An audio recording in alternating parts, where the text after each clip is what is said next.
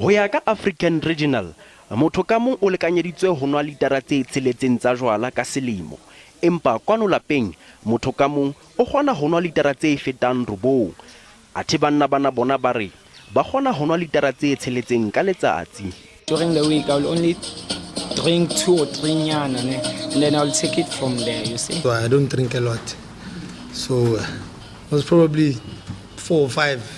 We've also made a commitment to make sure that this nation is a nation that drives sharp. So we're going to have concerted efforts at reducing alcohol-related road vehicle accidents.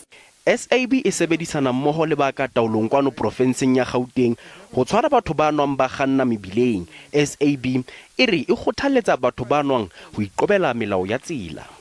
We're very aware of, especially over the festive season, people drink driving. And we've been working very closely with the police and law enforcement around alcohol evidence centers. Atimo hebi ena wa Soweto o re ho rekisa jwala ke tsela a iphedisang ka yona. O re o qadile kgwebo ena dilemong tse 2 tse fetileng le ha hoja a ile a tobana le diphephetso tse ngatanyana. Ha jwale o mothating wa hodisa kgwebo ena ya hae.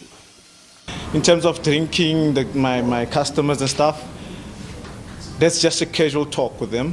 While I'm around here, I just speak to them about, hey, please man, when you go home, just drink properly, just watch where you're going to. JMPD ere batho ba hlolang ho iqobela melao ya tsela ba tlo kopana le dipela di falla ka ha ba kentse e meng ya melawana tshebetsong ho netefatsa polokeho mebileng.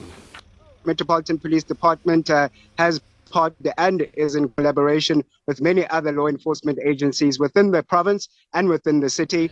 Dilemong tse fetileng, Afrika Borwa a mangata a hlokahaletse dikotsing tsa koloi ka lebaka la batho ba nwang ba kganna.